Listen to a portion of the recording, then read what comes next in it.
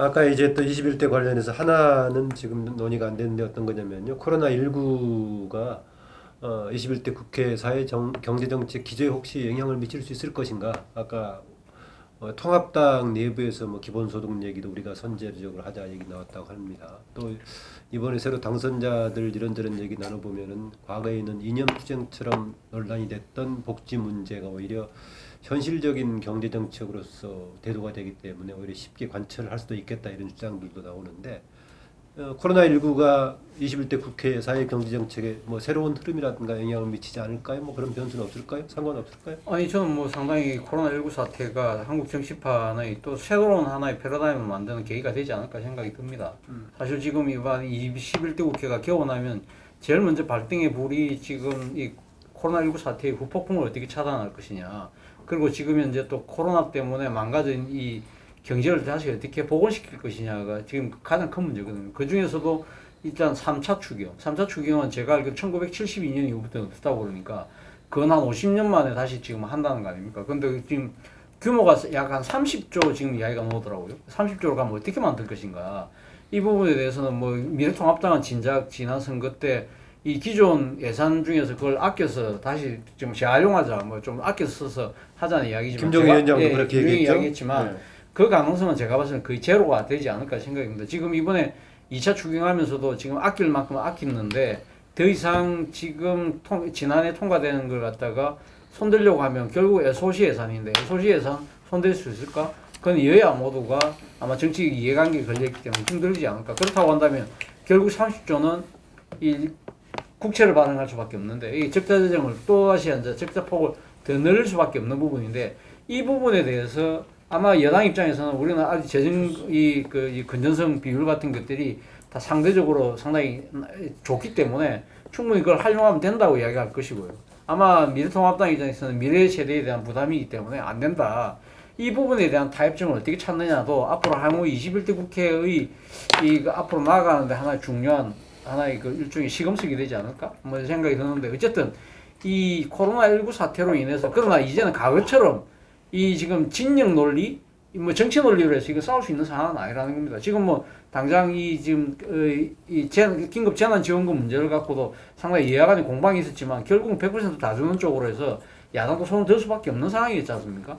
그렇다고 한다면 저는 어떻게 보면 이 지금 민생의 문제가 여야의 이 그런 이 정쟁의 좀 더 희석화시키고 좀 진영의 논리를 극복시키는 그런 또 하나의 발전적인 기제로 작용할 가능성도 저는 있다. 뭐 좀 조심스럽게 그렇게 생각되고. 최근에 몇 분들 이야기를 들어보면 이 정치권에서도 코로나19가 이 세계에 미친 영향 그리고 그것이 우리 한국 사회에도 미친 영향과 이후의 어떤 이 추이를 본다면 이것을 근본적인 어떤 이 변화의 어떤 지금 우리가 4차 산업혁명이다 뭐 이런 이야기들이 많았지만 인류의 생존 차원에서 이제는 바라봐야 되는 그리고 새로운 시대를 준비해야 되는 그 계기로 삼아야 된다 이런 이야기들이 이 자기들이 각성들을 많이 하고 있다 이런 말을 하더라고요. 예. 거기 우리 정치권에도 저는 이 상당 부분 젊은 그 의원들로부터 이렇게 제기될 것이고 그래서 그 문제에 대해서는 사실 생존에는 여야가 없지 않습니까? 그래서 그 문제에 대해서 아마 이 당을 떠나서 아마 초당적인 어떤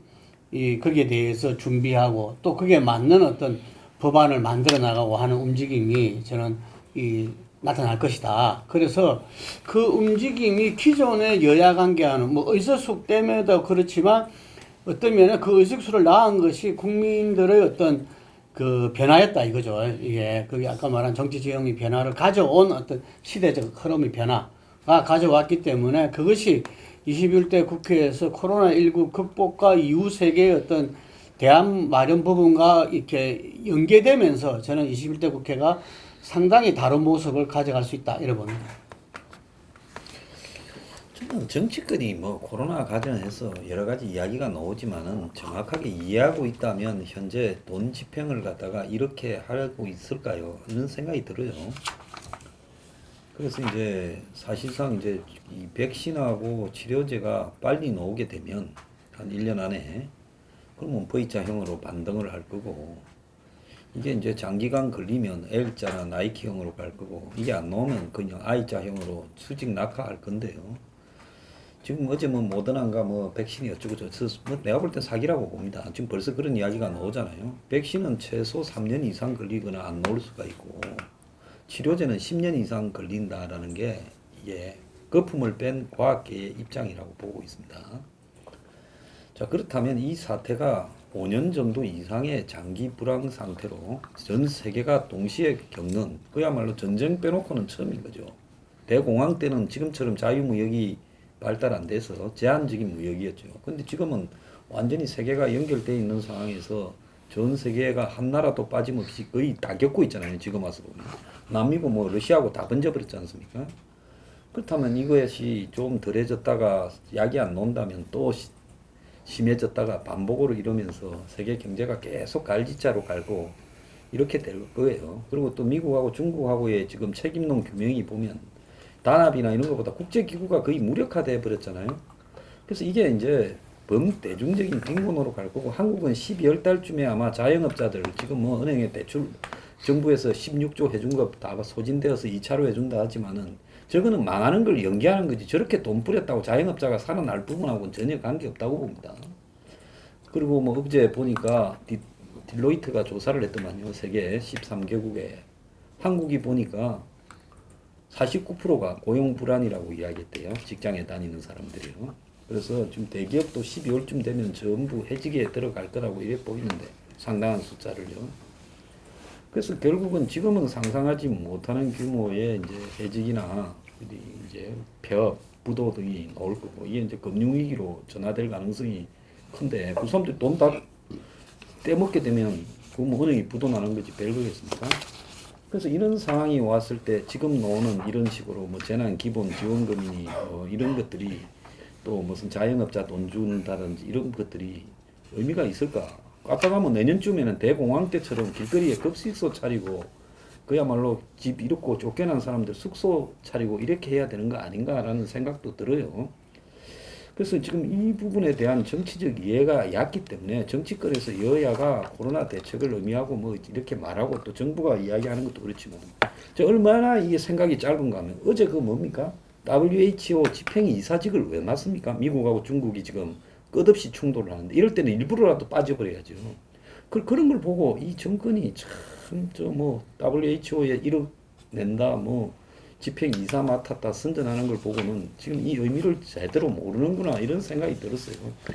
그래서 요약을 하자면 결국 이 정치권은 코로나가 생기고 사태가 터지고 난 뒤에 쫓아가면서 그냥 수습하는 모양새나 갖추지, 이걸 갖다가 사전에 미리 예측을 해서 정리한다거나 이런 것들은 거의 불가능할 것이다. 한국 정치 수준으로 지금 그래 봅니다. 지금 그 김동대 대표라든가 차재원 교수 사람은 어떤 면에서는 이게 오히려 여야 간의 극단적인 대립을 좀 벗어나게 하는 완충 장치가 될 수도 있다라고 보는.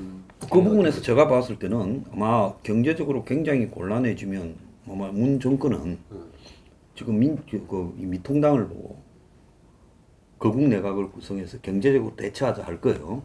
그럼 외주대 미통당은 좋다고 해가 아마 김종인이가 지금 당 대표하려는 거는 그거 하고 싶어서 하는 걸 거예요. 총리나 좀 시켜도 좋다고 할 거예요. 장관 몇 개나 달라 하고. 그래서 코로나로 대한민국에 여야가 없어지는 그런 거국 내각이 구성될 수도 있고, 그것이 또 이원 집정부제 하자라는 논리로 갈 수도 있다고 봐요. 개헌에 대한 경계심은 계속 있네요. 개헌에 대한 경계심은 계속 있는 게 아니라 코로나 핑계로 개헌할 놈들이에요. 네, 사태가 생각보다 심각하게 가고 있다는 것을 염두에 두셔야 될 겁니다. 제가 코로나 처음 시작할 때 IMF도 그때 사업을 좀 일찍 하다 보니까 사업을 하면서 IMF도 겪어봤고 그 이후 경제위기 상황을 다 겪어봤지만 이번이 더 어려울 것 같고 예측이 안 된다. 실제 이제 그로부터 몇 달이 지났고 선거도 치렀습니다. 좀 차분하게 지금 5분에 공적 재난 지원금이 나가고 해서 조사를 한번 해봤어요. 해봤는데 물어봤습니다. 도대체 당신 지금 가게에서 몇 달을 더 버틸 수 있느냐 현 상황으로 했더니만은 응답이 이렇게 나옵니다. 이미 버티기 어렵다가 한 11%가 나옵니다. 그런데 거기에도 한 달 정도는 더 버틸 수 있겠다. 역시 한 11점 몇 프로 나옵니다. 두세 달은 더 버틸 수 있겠다. 한 16%대가 나옵니다. 다 합해 놓고 보니까 40%. 국민들의 40%가 이미 그러니까 30% 이상 버틸 수 있다고 하는 사람은 누구한테 물어? 예? 누구한테 물어? 일반 국민들한테. 일반 국민들한테. 당신네들 가게 상황이 가계 상황이. 경제 가계가 상황이 아니고 가계. 예. 이 경제 상황을 이제 물었더니만은 이 6개월 이상 버틸 수 있거나 잘 모르겠다는 사람이 한 60%. 그 60%가 다 버틸 수 있다는 게 아니고 그 중에서 일부는 잘 모르겠다는 거예요. 그래서 지금 이미 버티기 어렵거나 잘 버텨봐야 3개월까지 버틸 수 있다는 게 40%입니다. 이것은 무슨 이야기를 하면은 지금 재난지원금, 국가에서 보조금 이렇게 지불해서 이거는 해결될 문제가 아닙니다. 나는 이 문제 관련해서는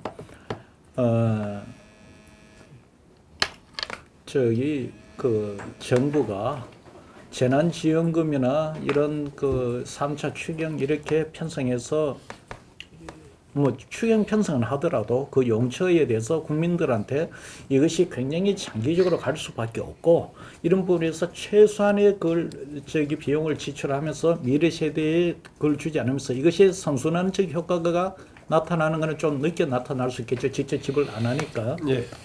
그런 부분에 대한 합의를 설득을 하고 나가야 되지. 그렇지 않으면은 설사 한두 달분 지불을 해줘봐야 별 의미가 없다는 겁니다. 5원의 재난지원금 지불하는 것에 대해서 받을 의향이 있느냐니까 80몇 %가 받겠다 그래요.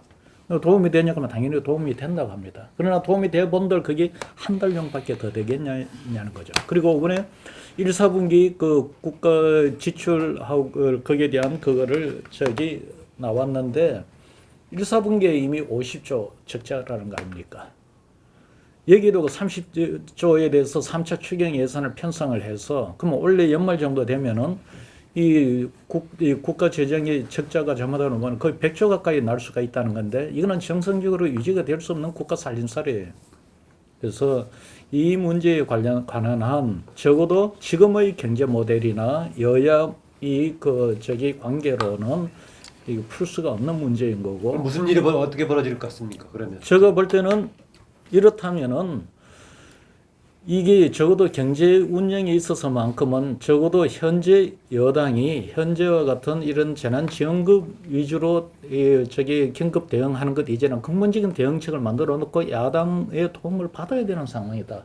그렇지 않으면은 이 문제에 대해서 문제를 계속 제기하면은 아무리 대통령 지지율이 높은 문재인 대통령 지지율도 64% 지금 60%대 지지율도 과연 연말까지 지속될 수 있느냐는 문제인 거고 두 번째는 여야 문제도 정당 지지율도 상황이 달라질 수도 있다는 겁니다.